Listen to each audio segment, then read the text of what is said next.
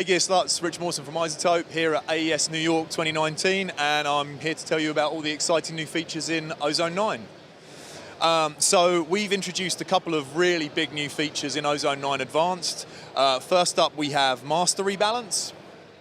Master Rebalance is a real-time, or allows for real-time source separation and gives the user the ability to adjust the level of the vocal or the bass or the drums within a pre-mixed music file and adjust the level by plus minus 8 dB.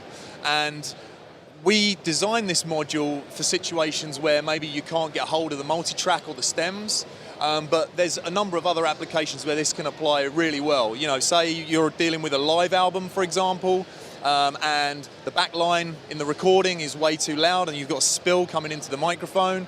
You can now dive in and adjust the level of just the vocal within that pre-mixed file and bring that out.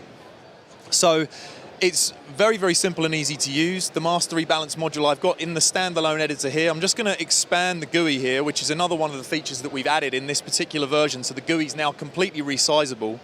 But yeah, looking at the Master Rebalance module, when you activate it, you can see here, you have the focus sources at the bottom there, so vocal, bass or drums. I'm going to just play the track so that you can see the spectral metering there. So the relevance of this that you're looking at right now, the bright blue line that you see at the front is the currently focused element within the track.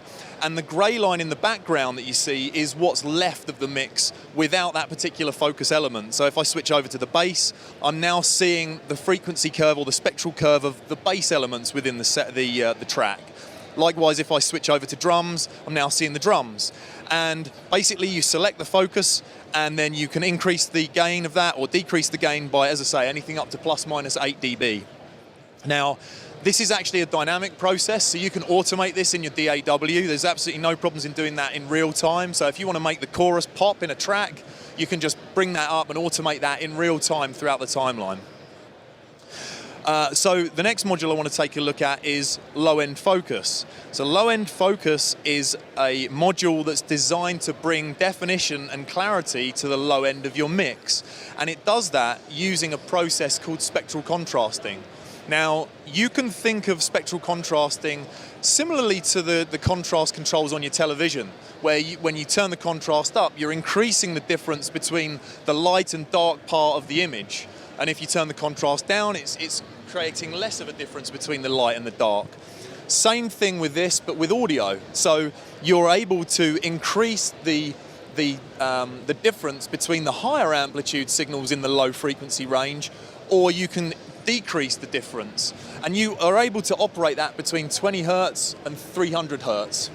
Now we have two different modes that allow you to prioritize either the shorter transient information in the low frequency, so your kick, your snare, or the more prolonged sustained bass information. So if you're trying to add clarity to the drums, you put it into punchy mode and you increase the contrast, and that will then bring out those transient elements of the low frequency and provide a lot more punchiness. Equally though, if the kick and the snare are perhaps maybe a little bit too pronounced in the mix, you can take the contrast the other way and then bring those back down more in line with all the other bass information that's going on in your mix.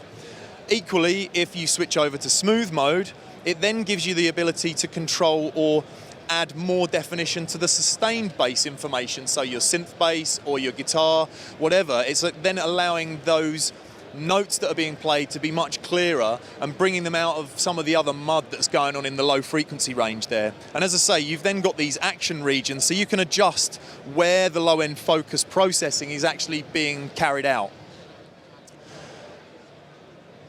So all other versions of Ozone 9, Elements and Standard and Advanced, have also gained a new mode to the imager, the stereo imager. Whereas before we had the mode that was based on the Hass effect, Mode 2 now uses velvet noise decorrelation, and the benefit of that, there'll be a slight tonal difference because of the processing that's being used, but the benefit of that from a user's perspective is you can now push the stereo widening to much greater extents without introducing any decorrelation that might end up in phase cancelling and other issues with regards to the correlation of the audio there. So you can now push the stereo widening without introducing comb filtering or any other sort of effects from the decorrelation of the widening algorithm. And then one last feature actually I've got two more features. I forgot about that.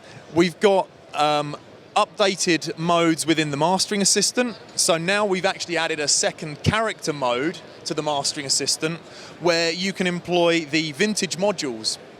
So when you activate this in the Master Assistant now and you run the Master Assistant on your track, it will actually use the vintage compressor, EQ and limiter in the processing chain to give you a bit more warmth in the low end and also to add some extra sort of harmonic excitation that's brought about by the emulations of the Pultec and the Fairchild processors.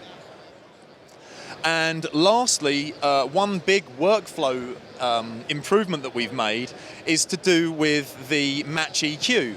So firstly, it's important to say that the Match EQ process is now available as a standalone module within Ozone, but also the workflow with how you actually take your reference EQ has been improved. So now we can actually take the reference live from the reference track.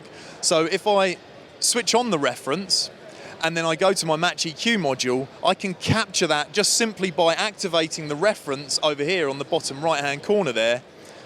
Once I've captured that, I can hit the stop button, switch off the reference track, and now capture the audio on the timeline that I'm working on, and then do all of the Match EQ processing directly from inside the application without having to have it run on a separate track.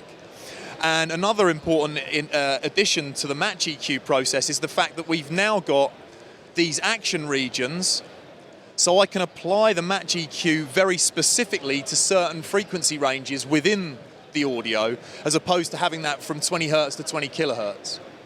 So that's a quick whistle-stop tour of some of the amazing new features in Ozone 9. For more information, check out iZotope.com.